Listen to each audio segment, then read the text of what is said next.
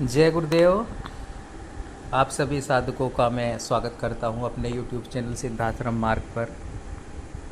और देखिए, आज मैं जिस विषय को लेकर आया हूं वह देखिए एक साधक से जुड़ा हुआ विषय है, जिसने माता तारा की जो है साधना संपन्न की। और वह माता तारा की जो साधना कर रहा था, और माता तारा अपने आप में ही जो है एक श्रेष्ठ महाविद्या है। एक ऐसी महाविद्या है जो साधक के जीवन में शत्रुओं को पर तो प्रहार करती ही है, साधक को धन धान्य से भी पूर्ण कर देती है। लेकिन जो एक स्वरूप होता है माता तारा का, वो बहुत ही ज़्यादा सुंदर, एक अप्सरा की ही भांति जो है होता है। जैसे एक अप्सरा होती है, ठीक वैसा ही। और जब साधक साधना करे, तो मैं इसीलिए कहता हूँ, जब साधक साधना संपन्न करे किसी भी महाविद्या की, तो पूर्ण जो है उससे पहले हो सके तो वो अपने गुरु का, अपने इष्ट का पूजन मंत्र जप करता रहे। और करने के बाद ही जो है साधना में बैठेगा तो सफलता भी प्राप्त कर सकेगा। और भली प्रकार से जो है एक जो छवि होती है उस देवी की, उसे उसी स्वरूप में प्राप्त कर सकेगा। क्योंकि देखिए क्या होता है कि कहना आसान होता है, प्रत्यक्षीकरण, लेकिन जब शक्तियाँ सामने आ जाती हैं तो अच्छे अच्छे जो विचलित हो जाते हैं, मनोभाव उनके चेंज हो जाते हैं, बदल जाते हैं। तो वैसा ही कुछ इस साधक के साथ भी हुआ। वह मातृ रूप में देखिए माँ तारा होती ही हैं, लेकिन जब वह उन्हें दिखी, साधक को जो प्रत्यक्षीकरण हुआ माता तारा का, जब इसने माता तारा को देखा साधना के बीच में, तो इनके विचार जो है वे बदल गए। विचार बदले तो विचार चेंज हो गए, क्योंकि जो माता का स्वरूप बहुत ही ज़्यादा एक आकर्षण युक्त, एक नवयुवती की तरह, जैसे कोई नवयुवती होती है, अप्सरा ही कह लीजिए, अप्सरा से भी बढ़ कर के इतनी सुंदर होती है माँ तारा। और जब साधक ने देखा तो विचार चेंज हुए, विचार कहीं ना कहीं बदले। और माता का तो ये ध्यान ही नहीं रहा उसके मन में कि ये माँ है। जो चिंतन आया वो एक ऐसा चिंतन आ गया कि जो आना नहीं चाहिए था। और इस तरह से साधक की जो साधना खंडित हो गई। माँ के दर्शन के बाद भी जो है वह आगे साधना को जो है कर नहीं पाया, क्योंकि फिर साधना में उसके इतने विघ्न उत्पन्न हो गए कि वह साधना ही संपन्न नहीं कर पाया। विघ्न से तात्पर्य मन भटक गया, और कामुक विचारों की उत्पत्ति साधक के जीवन में हो गई। इस कदर बढ़ गई कि सोपन में भी और जागते हुए भी उसी का चिंतन, उसी स्त्री का चिंतन आने लगा। और इस तरह से उसकी साधना जो खंडित हो गई, साधना ही नहीं कर पाया। लेकिन माँ क्या होता है, परखना चाहती है कभी कभी साधक को, वो दिखा देती है अपने रूप को कि कितना सामर्थ्य है। देखना भी चाहती है कि वह जो साधक कर रहा है साधना, उसमें कितना सामर्थ्य है। आप जैसी कल्पना करते हैं वैसा वास्तव में चीज़ें होती नहीं हैं। और जब शक्तियों की परीक्षा होती है तो इतनी हार्ड होती है कि आप सोच नहीं सकते। अब साधना तो साधक की देखिए सही दिशा में जा रही थी, बहुत ही अच्छी दिशा में जा रही थी, पूर्ण विधान के साथ में वो माँ तारा की साधना कर रहा था। लेकिन माँ शायद उसको परखना चाहती थी, देखना चाहती थी उसके विचारों को। और माँ तारा की साधना में क्या होता है कि माँ तारा दर्शन देना शुरू कर देती हैं उस साधक को। जब मंत्र जब कर किए जाते हैं, जब वो अनुष्ठान पूर्ण विधि विधान से करता है साधक चैतन्य सामग्री द्वारा, तो माँ तारा या तो सोपन के माध्यम से नजर आने लगेंगी उस साधक को, या उसे प्रत्यक्ष दर्शन भी देने लगती हैं पहले ही। ऐसा नहीं है कि लास्ट में आकर के आपको दर्शन दे और वचन दे, वो तो क्रिया होती है, लेकिन पहले भी नजर आने लगती है। वो जिस रूप में साधक साधना करता है उसमें विचरण करने लगती हैं माता, नजर आने लगती हैं। और एक नवयुवती के बीच रूप में 17 से 18 16 साल की जो एज की एक युवती होती है, जैसे अप्सरा जिस एज में नजर आती है, उसी उम्र में माँ तारा साधक के समक्ष आती है। तो वैसे ही उन साधक के साथ में हुआ। और इस प्रकार से जो है उनकी साधना खंडित हो गई और आगे कर भी नहीं पाए। और पूर्ण रूप से उनके मन में जो है माँ के प्रति जो विचार जो है वह थोड़ा गलत विचार उत्पन्न हो गए, क्योंकि जब उन्होंने देखा इतना सौंदर्यतम स्वरूप माँ का, और एक तरह से माता जो देखा उन्होंने माता की छवि, वह अप्सरा भी फीकी उसके सामने। तो मैं इसीलिए कहता हूँ कि जब साधक करे ऐसी साधनाओं में बैठे तो जब रूप होता है इनका शक्तियों का, वो साधक आत्मसात कर सके, उसे ग्रहण कर सके। माता रूप में होती हैं महाविद्याएँ, लेकिन जो उनका स्वरूप होता है वो किसी अप्सरा से कम नहीं होता। जैसे कि माँ तारा, ठीक है, और भुवनेश्वरी माता, माँ तारा, और जो इस तरह की जो महाविद्याएँ हैं श्री कुल से जुड़ी हुई, ये जब साधक के समक्ष आती हैं, प्रत्यक्ष होती है या उनको दिखाई देती है, तो एक नवयुवती के रूप में ही दिखाई देती है, ठीक अप्सरा के स्वरूप में। तो चिंतन जो है साधक का, वह जो चिंतन है वह स्ट्रोंग होना अति आवश्यक होता है, वरना साधक जो है साधना को पूर्ण नहीं कर पाता, विचलित हो सकता है, उसको विचार घेर सकते, कामुक विचारों में लिप्त हो सकता है वह। तो ये बहुत ज़रूरी होता है। और इसीलिए मैं कहता हूँ कि जब आपको एक तो महाविद्या साधना करें साधक, तो जो है सर्वप्रथम तो आप शक्तिपात दीक्षा के बिना करे ही ना, बिल्कुल भी मंत्र जप भी नहीं करना आपको। और दूसरा है कि जब आप करें उस शक्ति की छवि को पहले तो समझ लें कि जिस शक्ति की आप साधना कर रहे हैं वह किस स्वरूप में आपके सामने आती है।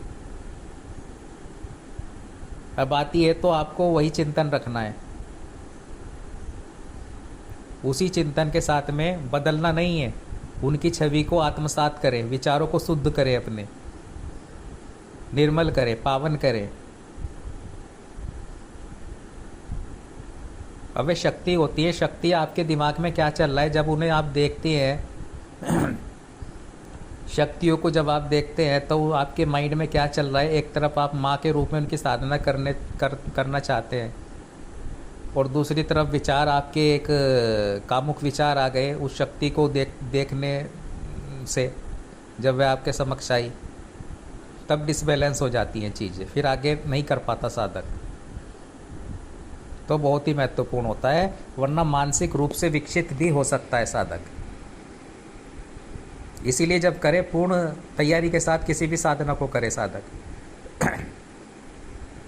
तो फिर वे जो साधक थे, इसीलिए मैं बता रहा हूँ, फिर वे साधना को माँ तारा की उनको छोड़ना पड़ा, क्योंकि माँ तारा का जो रूप देखा उन्होंने, तो उसके बाद में वे आगे साधना को नहीं कर सके, विचार बदल गए, और एक तरह से माँ को प्राप्त करने की एक अलग ही विचार उनके मन में बन गए कि जैसा उन्होंने देखा ही नहीं था। स्तंभित हो गए देखते ही सार माँ का स्वरूप को। तो जो शक्तियाँ होती है बहुत ही तेज होता है इनमें, और सौंदर्यता की दृष्टि से भी ये परिपूर्ण होती है। इतना तेज होता है, इतनी सुंदर होती है कि माँ तारा के बारे में तो मैं कहूँगा कि इतनी सुंदर होती है कि उर्वशी भी फीकी पड़ जाएगी माँ तारा के सामने जब ये साधक के जीवन में प्रवेश करती हैं। और इसलिए वो स्वरूप होता है माता का, क्योंकि यह उस साधक के जीवन में भी परिपूर्ण और भौतिक पूर्णता प्रदान कर देती है। धन से जुड़ी हुई जो धन की बाधा होती है वह भी समाप्त कर देती है, धन धान्य से पूर्ण कर देती है साधक को, और भौतिक जीवन में साधक के कोई अभाव नहीं रहता है जब वह माँ तारा की जो है साधनानुष्ठान संपन्न कर लेता है, जुड़ जाता है माँ तारा से, और कमी नहीं रहती है साधक के जीवन में, यानी कि अभाव रहता नहीं है। और यहाँ सबसे बड़ी प्रॉब्लम हो जाती है, कुछ शक्तियाँ प्रत्यक्ष होती हैं, कुछ अप्रत्यक्ष रूप से साधक के साथ में जुड़ती है, कुछ अप्रत्यक्ष रूप से जुड़ती है।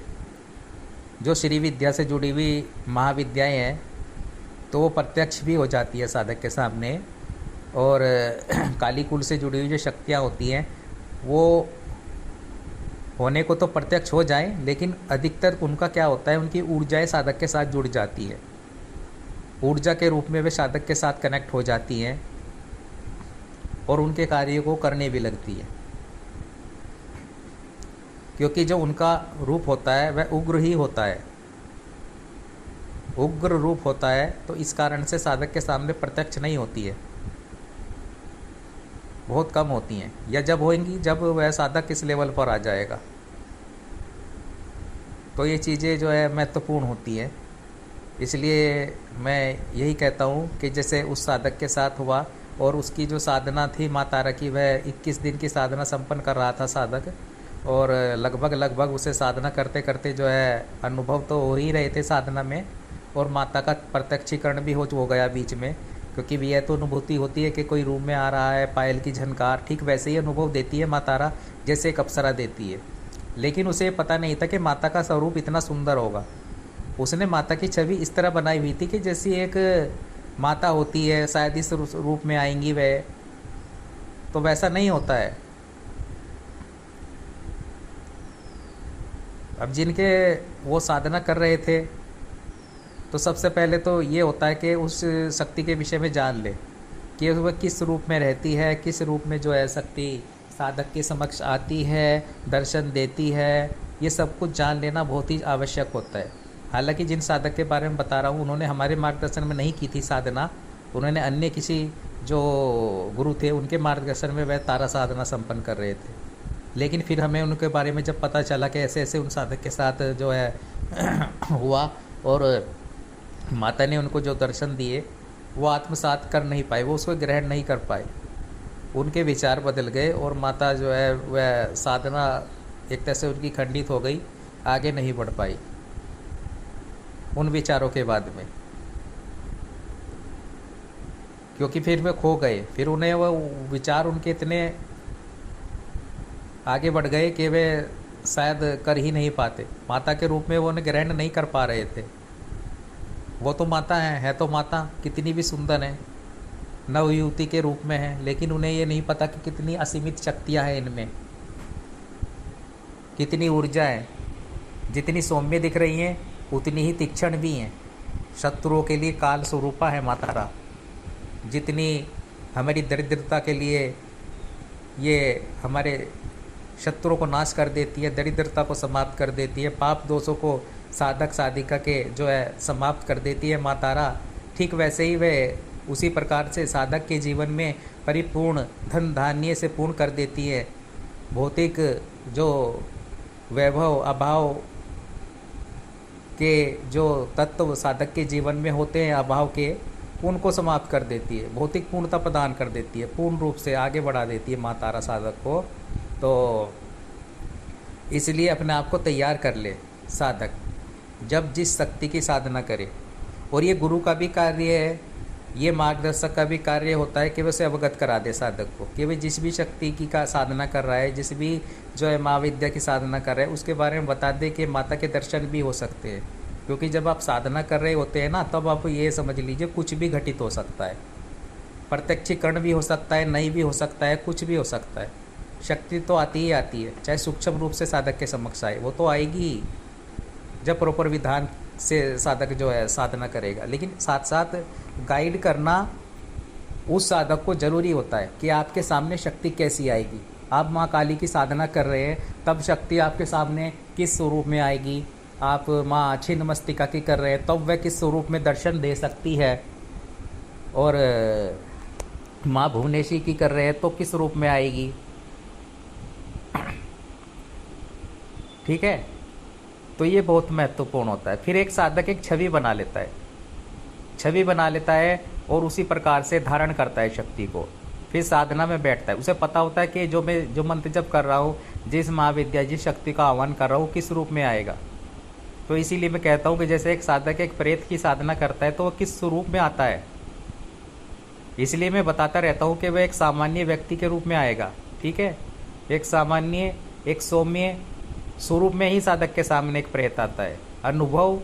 अनुभव डरावने हो सकते हैं, लेकिन जब प्रत्यक्ष होगा आपके सामने तो पूर्ण सात्विक रूप से होगा। ऐसे रूप में आएगा कि आप पहचान भी नहीं पाएंगे, एक सामान्य व्यक्ति के रूप में। और नॉर्मल रूप से ही वह साधकों से बात करता है बहुत अच्छे तरीके से, चाहे कोई प्रेत हो चाहे कोई चुड़ैल हो। साधना काल में अनुभव तो देते हैं तीक्ष्ण, लेकिन वह जब प्रत्यक्ष होते हैं, दिखाई देते हैं, तो एक अच्छे सौम्य स्वरूप में साधक के सामने आते। ताकि साधक बात कर सके उससे। तो शक्तियाँ भिन्न भिन्न रूपों में साधक के सामने आती है, और इसलिए कभी कभी जब शक्तियाँ साधक या साधिकाओं के सामने आ जाती है, कभी कभी तो पहचान भी नहीं पाते साधक, पहचान भी नहीं पाते कि ये वही शक्ति थी जिसकी हमने साधना की थी।